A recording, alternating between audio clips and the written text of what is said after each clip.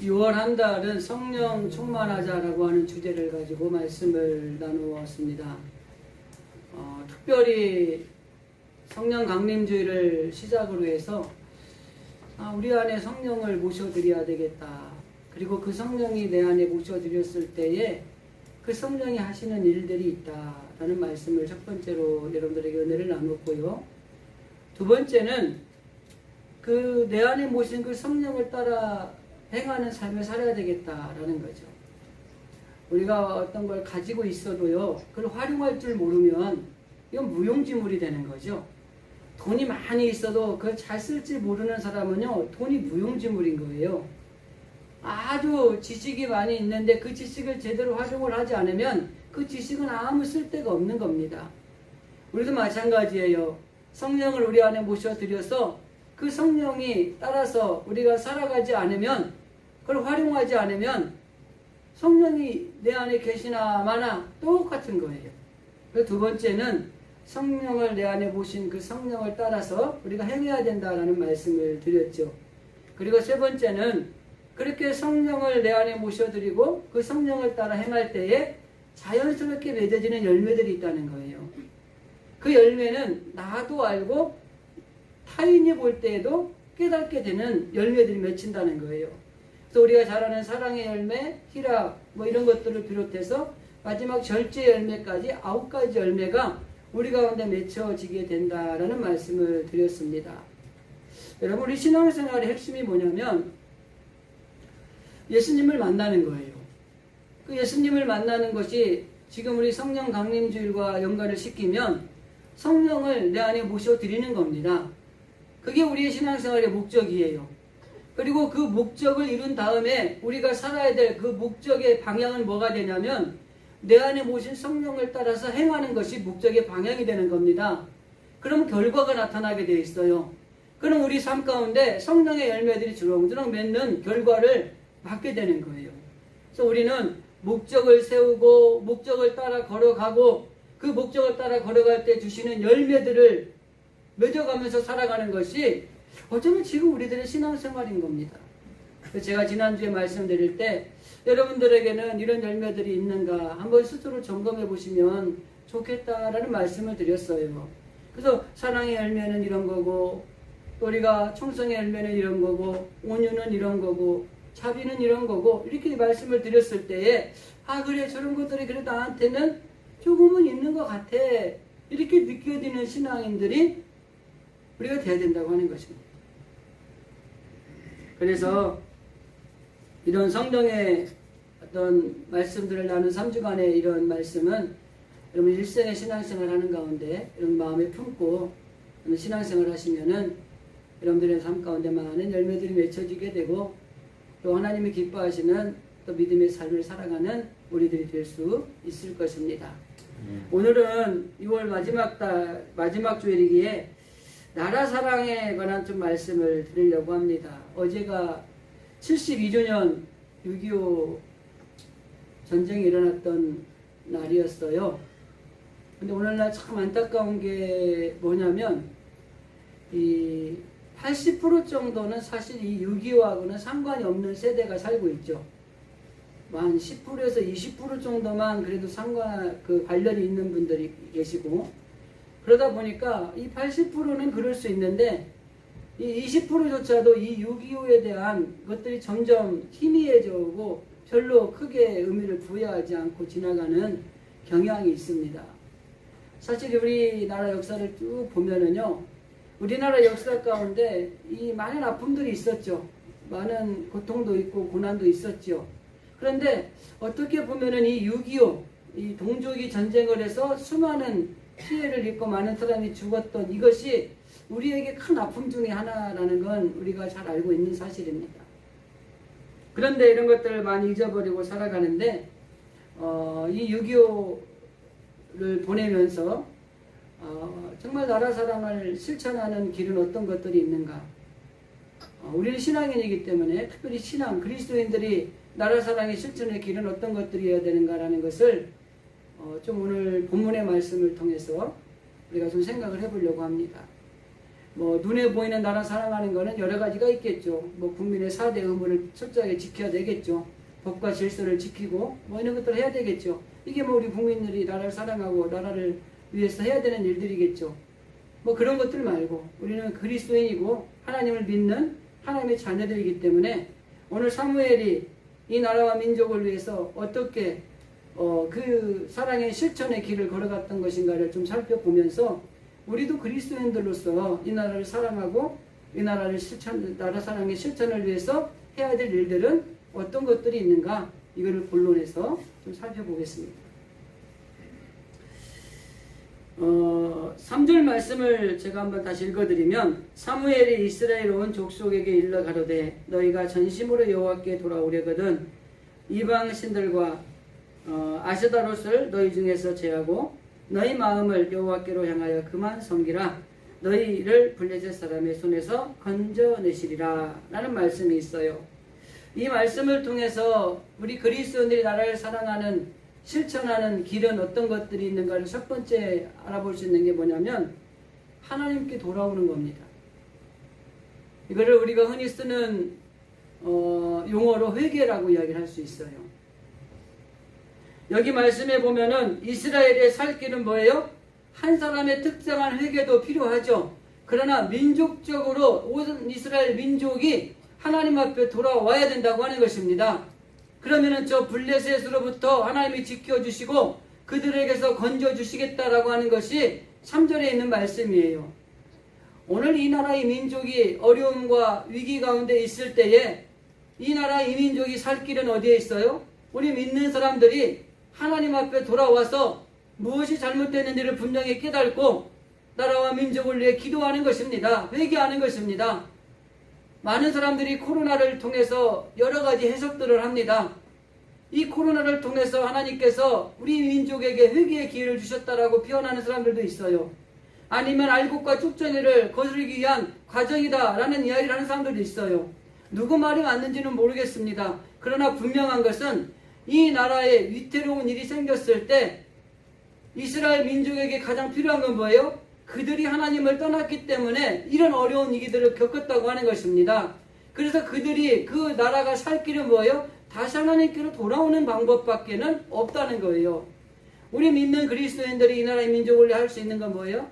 이 위기 가운데 하나님께서 도와주셔서 정말 우리가 이 위기를 견딜 수 있도록 우리가 잘못되고 있는 것들이 있다면 하나님께 돌아오는 것이 필요합니다. 회개하는 게 필요한 거예요. 왜 이렇게 어려운 위기에 처했을까? 하나님이 이 일들을 통해서 정말 우리 믿는 자들에게 요구하는 것은 무엇일까? 그리고 이 민족, 믿는 자를 떠나서 모든 민족에게 하나님이 이 고통을 주셨던 이 원인은 무엇일까? 이거를 분명히 알고 그 하나님의 생각, 선하신 뜻에 따라서 우리가 그 앞에 돌아가는 것이 이 나라가 살 길이라고 하는 것입니다. 그렇기 때문에 우리가 어떠한 경우에도 하나님 앞에 우리가 살아갈 수 있는 길이 필요하다고 하는 것입니다. 오늘 우리가 읽은 본문의 말씀을 보면은 사무엘이 여호와께 돌아오는 운동을 합니다. 그러면서 이렇게 이야기합니다. 너희가 하나님께 돌아와야 된다고 하는 것입니다. 그리고 너희의 모든 잘못된 것들을 회개해야 된다고 하는 것입니다. 그래야 이 민족이 살 수 있다는 거예요. 하나님이 너희들을 지켜주신다고 하는 겁니다. 전쟁의 상황 속에서 위기의 상황에서 건져주실 수 있다고 하는 것입니다.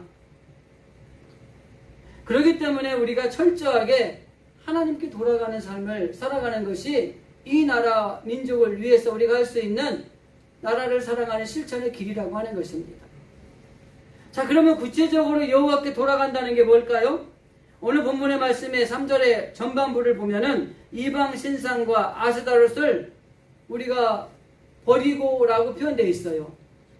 우리가 여호와께 돌아가는 첫 번째는 우상을 제거하는 겁니다. 이방 신상과 아스다롯은 그 당시에 대표적인 우상이었어요. 우상을 제거하고 우상을 척결하는 것이 하나님께 돌아가는 첫 번째 길이라고 하는 것입니다. 여러분, 우상이 뭐죠? 막 모양을 만들어 놓고 비는 거, 이 우상이죠? 근데 바울은 뭐라고 그래요, 우상을? 골로새에 있는 교인들에게 편지를 쓰면서 3장의 5절에 보면 이렇게 얘기해요. 우상이 뭐냐? 탐심이 곧 우상 숭배하는 거다, 이렇게 표현을 해요. 탐심이 뭐죠? 욕심입니다. 다른 말로 말하면 하나님과 나 사이에 있어서 가로막는 어떤 이 세상에 있는 욕심을 추구하게 하는, 탐심을 갖게 하는 것이 있으면 그게 우상이라는 거예요. 그러니까 돈이 하나님보다 더 사랑하게 만들면 돈이 우상이 될 수도 있는 거예요. 구약성경에서 이 우상을 표현할 때 영적인 간음을 했다 이렇게 표현을 해요. 하나님을 사랑해야 되는데 하나님이 아닌 다른 걸 사랑했다는 거예요. 이게 영적인 간음이에요. 여러분, 한 가정에 부부가 있는데 부부가 서로 사랑을 해야 되는데 아내나 남편이 다른 남자나 여자하고 다니는 걸 우리는 간통이라고 그러나요? 그러잖아요. 그건 잘못된 거예요. 하나님의 사랑을 추구하며 살아야 될 하나님의 자녀들이 하나님이 아닌 다른 걸 사랑하면서 추구하며 살아가면 그게 영적인 간음인 겁니다. 그래서 어떻게 보면 우리 안에 있는 탐심이 결국 하나님과 나 사이를 멀어지게 하는 것이고, 결국 우리에게 있는 탐심이 하나님을 떠나서 그 우상을 쫓아가게 만드는 거예요. 그래서 우리가 여호와께로 돌아가기 위해서 필요한 것은 첫 번째가 우상을 제거하는 것입니다. 그래서 여기에 바울이 말하는 탐심도 우상이지만은 내가 혹시라도 내 마음속에 하나님보다 더 사랑하는 것들을 품고 있다면 그게 우상이라고 하는 거예요. 이걸 버려야 된다고 하는 것입니다. 근데 만몬신이라는 거 여러분 들어보셨죠? 만몬이 돈입니다. 이 우상 중에 돈이 제일 큰 우상이 많아요. 물질. 이 돈 때문에 사람을 죽이기도 하고요. 돈 때문에 사람을 배신하기도 하고요. 돈 때문에 변절하기도 하고 이런 일들이 생기는 거예요. 그래서 성경은 뭐라고 얘기합니까? 돈을 사랑함이 일만하게 뿌리다. 그래서 우리는 돈은 필요한 거예요. 그러나 그걸 사랑할 건 아니라고 하는 것을 우리가 분명히 알아야 되고요. 이 세상에 있는 모든 것들은요, 우리가 필요한 것들이지 그게 사랑의 대상이 돼서는 안 된다고 하는 것입니다. 여호와께 돌아가는 구체적인 또 한 가지 방법은 하나님께 방향을 고정시키는 것입니다. 3절의 말씀에 보면은 너희 마음을 여호와께 향하라 라는 말씀이 있습니다. 여기 향하라 라는 말이 무슨 말이냐면 고정시켜라 그 말이에요. 우리의 시선과 우리의 삶을 하나님께 고정시키는 삶을 살아야 된다는 거예요. 이게 여호와께 돌아가는 사람이에요. 비슷한 맥락일 수 있습니다만은 여기 성도의 모든 중심은 어떻게 보면 하나님께 초점을 맞추고 그 시선을 두고 살아가는 삶을 살아가는 것이 필요하다고 하는 것입니다. 다른 방향에 딴 것을 바라보는 게 아니라 오직 주님만 바라보는 거예요. 우리가 주만 바라볼지라는 찬양의 가사를 보면은 그런 말씀이 있잖아요. 오직 주만 바라보는 그 시선을 가지고 그 방향을 따라 살아가는 것이 여호와께 돌아가는 구체적인 방법의 두 번째라고 하는 것입니다. 역대하 19장에 보면은 그러나 왕에게도 선한 일이 있으니 이는 왕이 아세라 목상을 이 땅에서 없애고 마음을 기울여 하나님을 찾음이니라. 하나님 앞에 온전히 선한 왕이 아니었던 이 왕에 대해서 하나님이 평가를 할 때에 선지자가 당신에게도 좋은 것이 있어요. 그게 뭐냐? 이방을, 신을, 우상을 제거하고 하나님을 찾고자 하는 마음이 있었던 것, 그걸 귀하게 보신다는 거예요. 그래서 하나님의 방향을 바꾸는 사람은 하나님께서 그 죄를 묻지 않으신다고 하는 것입니다. 우리가 걸어가는 방향이 하나님의 방향과 같지 않다면 우리는 방향을 돌이켜야 되는 것입니다. 여러분, 회개라는 단어가 뭐예요? 잘못된 방향으로 가는 거에서 돌이켜서 온전한 방향으로 바꾸는 것이 회개입니다. 그렇기 때문에 우리가 철저하게 여호와께 방향을 두고 걸어가지 않으면 안 되는 거예요. 그래서 우리가 여호와께 돌아가기에 필요한 것은 하나님께로 방향을 전환하는 겁니다. 내가 가는 길이 하나님이 원하시는 길인지 아니면은 내가 다른 길을 가고 있는지를 우리가 점검해 봐야 된다고 하는 것입니다. 그래서 혹여라도 내가 가는 길이 하나님이 가는 길과 방향이 다르다면 빨리 전환해서 하나님이 걸어가는 방향으로 걸어가야 그게 하나님께 돌아오는 구체적인 방법 두 번째라고 하는 겁니다. 세 번째는 여호와만 섬기는 것이 여호와께 돌아가는 것입니다. 4절 말씀을 보면 우상을 버리고 여호와만 섬겼다라는 말씀이 있죠. 이스라엘 백성들이 너희가 이방 신상과 아사를 버리고 하나님을 섬겨야 된다. 그러니까 백성들이 그것들을 다 버리고 하나님만 섬겼습니다. 이렇게 말하고 있는 거예요. 참 좋은 백성들이죠. 하나님의 복을 받을 수 있는 자격을 갖춘 백성들이에요. 자, 우리들에게 우상을 버리고 하나님께 방향을 전환해서 오직 하나님만 섬기십시오. 그러면 아멘 하고 우리가 있던 것들을 버리고 방향도 이제 온전한 방향으로 바꾸어서 주님만을 섬기는 길로 걸어가면 그게 복된 길이라고 하는 것입니다. 이게 하나님께 돌아왔다라는 그 돌아온 사람의 특징이에요. 첫째는 우상을 버리고, 둘째는 하나님과 같은 방향으로 걸어가고, 셋째는 그분을 온전히 섬기는 겁니다. 여호수아 24장 마지막 부분에 보면은 여호수아가 이스라엘 백성들을 향해 이렇게 얘기합니다. 당신들은 저 이스라엘 저 강 건너편에서 섬기던 신이든지 이 땅에 있는 신을 섬기든지 이런 마음대로 하십시오. 나와 우리 가족은, 우리 집은 오직 여호와만 섬기겠습니다. 이렇게 이야기를 합니다. 여러분, 이 신앙이 필요한 거예요. 이 땅에 있는 것들이 필요한 게 많죠. 없으면 큰일 날 것 같고 불편한 게 많지만 그런 것들을 우리가 추구하는 게 아니라 나는 오직 하나님만 섬기겠습니다. 우리 가족도 우리 집도 하나님만 섬기겠습니다. 당신들도 알아서 선택하십시오. 이렇게 이야기하고 있는 거예요. 어떻게 보면은 아모스나 또 호세아 선지자도 그들의 사역을 통해서 그들이 선포한 말씀을 보면은 바로 이 하나님을 온전히 섬긴다고 하는 이것들이 얼마나 많이 드러나는지 모릅니다. 아모스 5장에 보면은 여호와께서 이스라엘 족속에게 이와 같이 말씀하시기를 너희는 나를 찾으라 그리하면 살리라. 그리고 호세아도 6장에 보면은 오라 우리가 여호와께 돌아가자. 우리를 찢으셨으나 도로 낫게 하실 것이요 우리를 치셨으나 싸매어 주실 것이라. 우리가 여호와를 알자 힘써 여호와를 알자. 그 나오심은 새벽빛같이 어금이 없나니 비와 땅을 적시는 늦은 비와 같이 우리에게 임하시리라. 여러분, 여호와께 돌아간다고 하는 것은 하나님을 열심히 찾는 겁니다. 그 하나님을 찾는 게 살 길이에요. 하나님을 열심히 아는 겁니다. 하나님을 온전히 아는 것이 그게 지혜요. 온전한 승리의 비결이라고 하는 것입니다. 더 나아가서 하나님 앞에 돌아가는 것입니다. 하나님 앞에 돌아올 때 하나님이 싸매어 주시고 또 붙들어 주시고 문제도 해결해 주시고 이런 놀라운 역사가 있는 거예요. 우리는 하나님을 찾고 하나님을 바로 알고 더 안아서 그분에게 돌아가는 삶을 살아가는 것이 바로 여호와께 돌아가는 믿음의 삶이라고 하는 것입니다. 그래서 오직 여호와께 돌아가는 것이 우리가 나라 사랑을 실천하는 길인데 여호와께 돌아가기 위해서는 우상을 제거하고 하나님과 같은 방향으로 걸어가고 온전히 그분을 섬기는 삶을 살아가는 것이 여호와께 돌아가는 핵심이라고 하는 것입니다. 두 번째로 우리가 생각해 볼 수 있는 그리스도인들이 나라 사랑을 실천하는 길은 5절입니다. 5절 말씀을 제가 한번 더 읽어드리겠습니다. 사무엘이 이르되 온 이스라엘은 미스바로 모이라 내가 너희를 위하여 여호와께 기도하리라 하매. 우리 그리스도인들이 나라 실천하는 사랑을 실천하는 길은 두 번째는 여호와께 부르짖는 겁니다. 기도하는 겁니다. 사무엘이 지금 뭐라고 이야기하죠? 나라가 어려움을 당했어요. 위기 가운데 있어요. 그때 사무엘이 모든 민족에게 이야기합니다. 미스바로 다 모여라.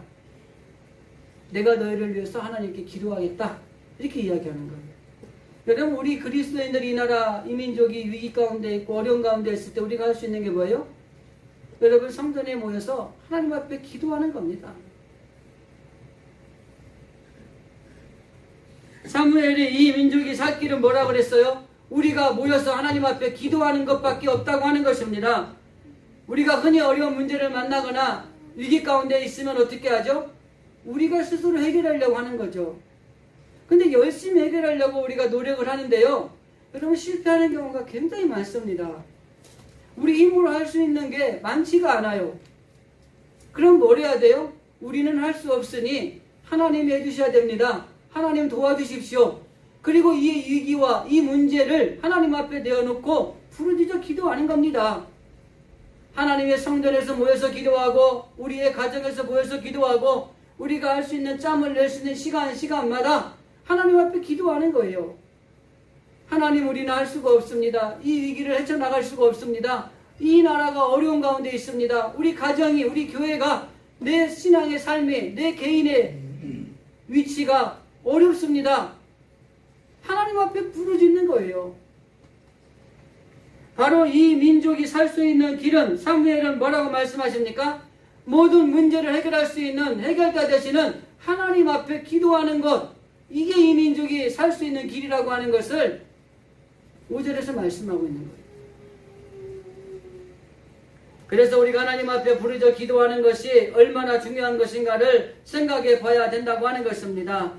그러면 여기 여호와께 부르짖는다는 것을 구체적으로 어떤 것들입니까? 첫째는 9절 말씀에 보면 사무엘이 젖먹는 어린 양 하나를 가져다가 온전한 번제를 여호와께 드리고 이스라엘을 위하여 여호와께 부르짖음에 여호와께서 응답하셨더라. 자, 이것을 그냥 한마디로 하면 사무엘이 기도했더니 하나님 응답했다는 거예요. 그죠? 근데 그 앞에 뭐가 있어요? 제물을 잡아서 하나님 앞에 드리고 여호와 앞에 기도를 했더니 하나님이 응답하셨다는 겁니다. 그래서 여기서 우리가 여호와께 부르짖어 기도한다는 구체적인 그 기도가 어떤 기도냐? 첫째는 희생의 기도가 필요하다는 겁니다. 사무엘이 하나님께 기도 드리기 전에 먼저 제물을 드렸다고 하는 것입니다. 희생의 제물을 드리고 하나님 앞에 기도할 때 그 기도가 하나님 앞에 응답이 되는 놀라운 기도의 응답이 있었다고 하는 것입니다. 기도는요, 우리의 희생이 따르지 않고는 그 결과를 얻기가 어려워요. 기도해 보셨죠? 우리 어르신들 옛날에 의자도 없는 이 마룻바닥 같은데, 기도원 같은데 가서 무릎 꿇고 기도해 보셨죠? 왜냐면 육체적으로 얼마나 힘든지 몰라요. 그리고 기도를 정말 통성으로 막 힘을 다해야 우리가 기도를 하잖아요. 그럼 이 심장이 막 끊는 것 같다고, 창자가 끊어진 것 같이 아파요. 그런 기도 해보셨죠? 막 목은 막 찢어지게 아픈데도 그냥 여전히 주야 부리면서 기도하는 거예요. 여러분, 기도가 육체적으로 엄청 힘든 희생이 따릅니다. 시간도 우리가 희생해야 되고요. 기도하다가 건강을 잃어버린 목사님들 많아요. 근데 요즘에 목사님들이 보이면 그런 얘기를 해요. 멍청하게, 뭐 이게 맞는 말인지 모릅니다. 제발 강대상에서 무릎 꿇고 기도하지 말라고. 무릎 다 베린다고. 그런 이야기들을 해요. 근데 옛날 우리 선배 목사님들이나 우리 어른들 신앙에는 말도 안 되는 얘기죠. 그냥 무릎 꿇고 해야 된다죠. 근데 주변에 보면은요, 이 강대산에서 무릎 꿇고 기도만 하시던 목사님들 무릎이 다 망가져서 수술하는 분들이 많이 생겨요. 그러니까 행위를 통해서도 나타나는 것도 중요하지만 우리가 건강을 잃어버리지 않도록 기도할 수 있는 지혜가 필요하다라는 말에서 그런 표현들을 한 거예요. 그래서 요즘에는 무릎 꿇고 기도 참 많이 안 합니다.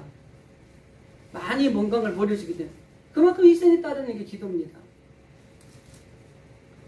여호와께 부르짖기 위해서 필요한 것은 이런 희생의 기도가 필요하다고 하는 것입니다. 육체적으로, 시간적으로 모든 부분에서 기도하다 보면은 우리가 희생해야 될 게 참 많아요. 그리고 여러분, 우리가 정말 위기의 기도를 드릴 때는요, 그 기도를 드릴 때 하나님 앞에 예물을 드리고 해보세요. 어떤 분들이 이런 것들 성감사라고 하는데요, 감사는 아니고 하나님, 내가 이런 어려운 가운데 있는데 하나님 앞에 먼저 이 예물을 드리면서 하나님이 기도, 힘든데 어려운데 하나님이 기도를 들어주십시오. 그리고 기도해 보세요. 그 기도에 놀라운 역사가 있다고 하는 것입니다. 사무엘이 하나님께 기도를 드리기에 앞서서 이렇게 희생의 제물을 드린 것처럼 우리들도 하나님 앞에 기도함에 있어서 기도는 희생이 필요하다는 것들을 기억하면서 이 희생의 기도를 드리는 것이 하나님께 부르짖는 구체적인 방법의 첫 번째라고 하는 것입니다. 두 번째는 6절의 말씀을 좀 보면 알 수 있습니다. 중간 부분에 그들이 미스바에 모여 물을 길어 여호와 앞에 붓고라는 표현이 있습니다. 여기 여호와께 붓고라는 이러한 행동에서 표현하는 의미가 뭐냐면 이스라엘 백성들이 여호와 앞에 자신이 있는 모든 것들을 다 쏟아 붓고 결단하면서 기도했다고 하는 것입니다.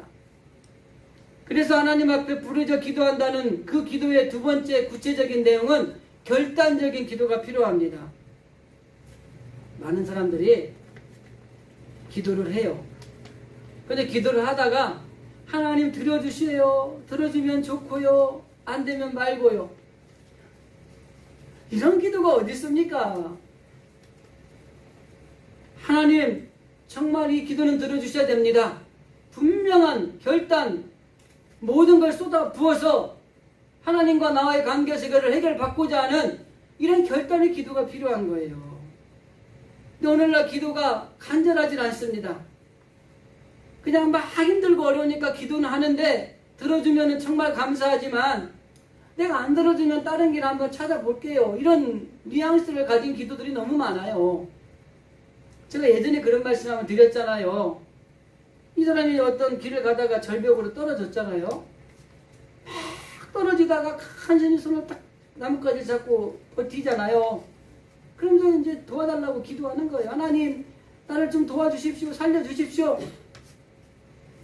이 기도가 너무 간절해서 하나님이 그 기도를 들으신 거예요. 그래서 하나님이 그에게 말해요. 네가 정말 나를 믿니? 네, 믿습니다. 그럼 내가 너를 살려줄 테니까 그 손을 놓아라. 그때 이 사람이 뭐라 그랬어요? 다시 기도합니다. 저 사람 말고 다른 사람 누구 없어요? 그럼 우리가 필요한 거는요, 확실한 결단, 각오를 가지고 기도하는 게 필요하다고 하는 것입니다. 다니엘이 보면은 그가 뜻을 정해서 기도했다고 그러잖아요. 목적이 있어요. 결단한 겁니다. 그리고 다니엘 6장에 가면은 뭐라고 표현되어 있냐면 전에 하던 대로 하루 3번씩 무릎 꿇고 기도하며 그의 하나님께 감사하였더라 이렇게 말하고 있어요. 다니엘은 기도를 할 때 분명한 뜻을 정하고 죽으면 죽으리라는 심정으로 결단적인 기도를 하고 있는 겁니다. 들어주면 좋고 아니면 말고가 아니라 하나님 이 기도를 하나님이 들어주셔야 됩니다. 이런 자세를 가지고 기도하는 것, 이게 여호와께 부르짖는 구체적인 방법이라고 하는 것입니다. 그래서 여호와께 부르짖을 때 필요한 것은 결단적인 기도를 드리는 것입니다. 분명한 목적을 가지고 기도해야 된다고 하는 것입니다. 그 분명한 목적을 가지고 기도할 때에 그 기도에 하나님이 응답해 주시는 거예요. 흔히 말하면 하나님 정말 이거 응답해 주셔야 됩니다. 이런 자세를 가지고 기도해야 된다고 하는 것입니다. 마치 다니엘이 뜻을 정해서 어떠한 위협과 어떠한 위험을 고수하고라도 끝까지 전에 하던 대로 하루에 3번씩 예루살렘 창문을 향하여서 자기가 기도했던 것처럼 이렇게 뜻을 정하고 분명한 기도가 필요하다고 하는 것입니다. 이게 여호와께 부르짖는 구체적인 방법이에요. 그러니까 뭔 가정에 큰 기도 제목이 있으면 이런 기도를 하세요. 그리고 또 한 가지 이 여호와께 부르짖는 기도라는 것은 6절 뒷부분에 보면 그날 종일 금식하고 라는 말씀이 있습니다. 이 금식 기도를 드렸다는 거죠. 즉 생명을 걸고 기도했다는 겁니다. 기도는요 목숨 걸고 하는 겁니다. 예전에 40일 금식 기도하고 몸이 많이 약해진 목사님을 만난 적이 있어요. 근데 40일 금식 기도는 진짜 목숨 걸고 하는 거더라고요. 근데 요즘에는 그것도 목사님들이 그거 하는 거 아니라고 그러더라고요. 잘 먹고 힘을 얻어서 건강 가운데 기도해야 된다고 그러더라고요. 40일 금식 기도하시고 대단한 건데 그리고 나서 모든 건강을 잃어버린 분들이 얼마나 많은지 몰라요. 저는 그것을 비하하거나 나쁘게 평하는 건 아닙니다. 정말 대단한 거예요. 근데 우리가 기도할 때 그런 자세를 가지고 해야 돼요. 아까 말씀드린 에스더가 죽으면 죽으리라는 심정으로 왕 앞에 나갔던 것처럼 목숨을 걸고 기도하는 게 필요해요. 정말 여러분들의 기도의 제목이 있으면 목숨을 걸고 기도하셔야 돼요. 우리 가정을 위해서 기도할 때도 목숨을 걸고 기도하셔야 되고요. 교회를 위해서 나라와 민족을 위해 기도할 때 이런 결사적인 기도가 필요하다고 하는 것입니다. 그래서 여호와께 부르짖는다는 것은 그냥 대충 기도하는 게 아니라고 하는 것입니다. 철저하게 우리의 희생이 필요하고 정말 결단적인 하나님 앞에 분명한 목적을 가지고 기도해야 되고, 그리고 그 기도가 목숨을 걸고 하는 기도가 될 때에 이게 하나님 앞에 부르짖어 기도하는 거라고 표현할 수 있다고 하는 것입니다. 지금 사무엘은 그렇게 기도하고 있는 거예요. 이스라엘 민족들은 자기의 모든 걸 쏟아 부어서 하나님 앞에 기도하고 있는 겁니다. 이 위기를 하나님 해체해 달라고, 이 위기를 이겨낼 수 있게 해달라고 기도하는 거예요. 그리고 그 기도에 하나님이 들어서 응답하셨다. 마지막 절에 가니까 블레셋 사람들이 쳐들어와요. 그런데 전쟁 한번 하지 않고 그 전쟁을 이깁니다. 하나님 앞에 그렇게 기도했더니 하나님이 그 적진에 큰 우리를 바라게 해서 자중질환하게 만들고 패배하게 만들잖아요. 그래서 여호와께 부르짖기 위해서 이런 결사적인 기도가 필요하다고 하는 것입니다. 요엘이 하나님 앞에 기도할 때 너희는 마음을 옷을 찢지 말고 마음을 찢어서 기도해야 된다라는 말을 하잖아요. 바로 이런 기도가 필요합니다. 겉으로 드러나는 형식적인 기도가 아니라 정말 마음에서 우러나는 기도가 필요해요. 제가 예전에 한번 그런 얘기 했잖아요. 남들은 기도하는데 왜 이렇게 잘 울면서 기도하는데 하나는 눈물이 안 나는 거예요. 근데 저녁에 이제 집회하다 보니까 10시, 11시 됐는데 졸리기도 하고 하품이 나왔어요. 하품 나왔는데 눈물이 나올 때 그 기회는 이때다 그러고 막 감정도 막 기도했는데 너무 웃기더라고요. 겉으로 보여지는 게 뭐가 중요합니까? 정말 마음속에서 우러나는 마음을 찢고 기도하는 이런 기도가 하나님께 부르짖는 자들의 기도라고 하는 것입니다. 나라 사랑의 실천의 두 번째는 이렇게 여호와께 부르짖어야 돼요. 목숨을 걸고 희생하며 적어도 좀 목적을 가지고 기도하셔야 됩니다. 마지막 한 가지만 더 말씀을 드리면 나라 사랑의 실천은 전적으로 하나님의 도우심과 은혜로 된다는 것을 인정하는 겁니다.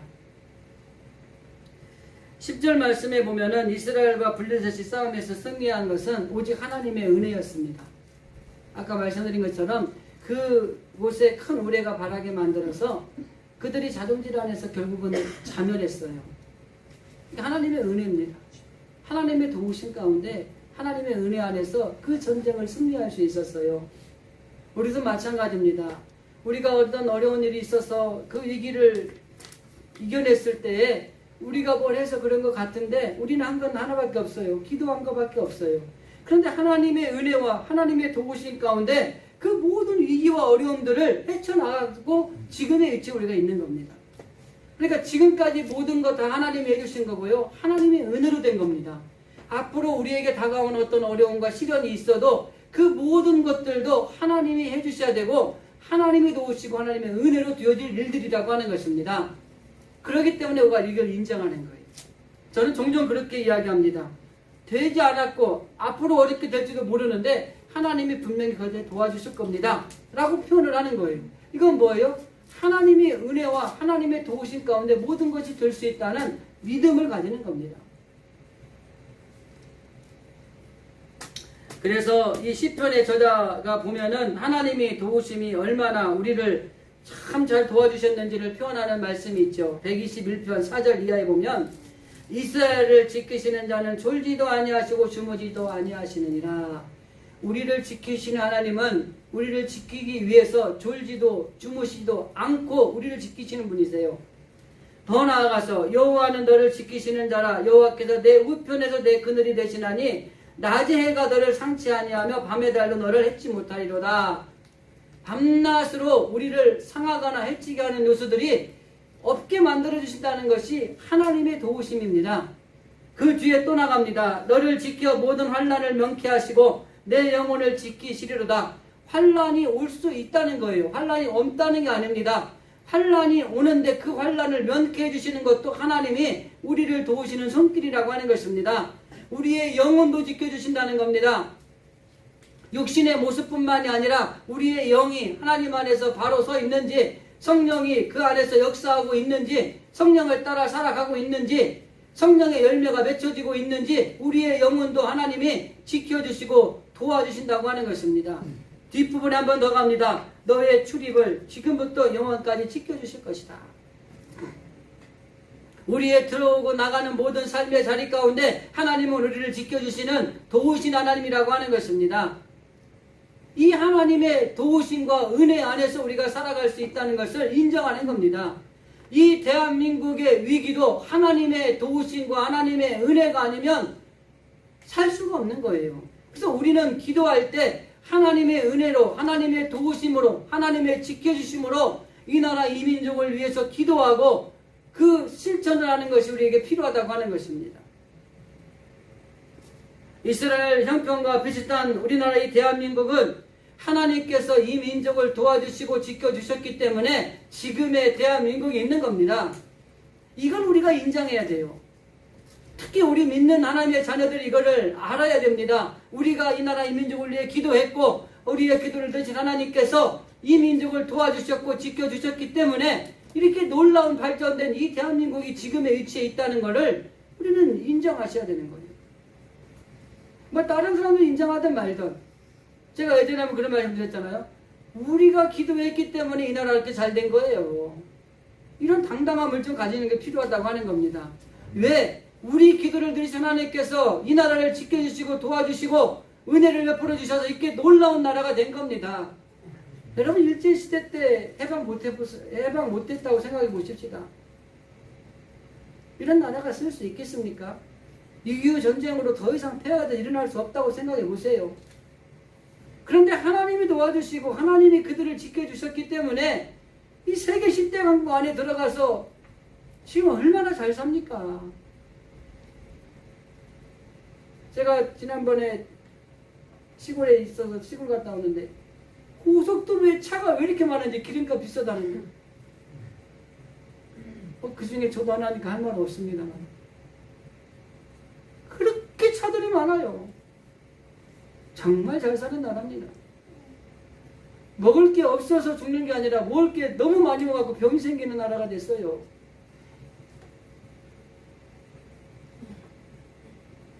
인간의 생사화복과 나라의 흥망성쇠는 하나님께 달려 있습니다.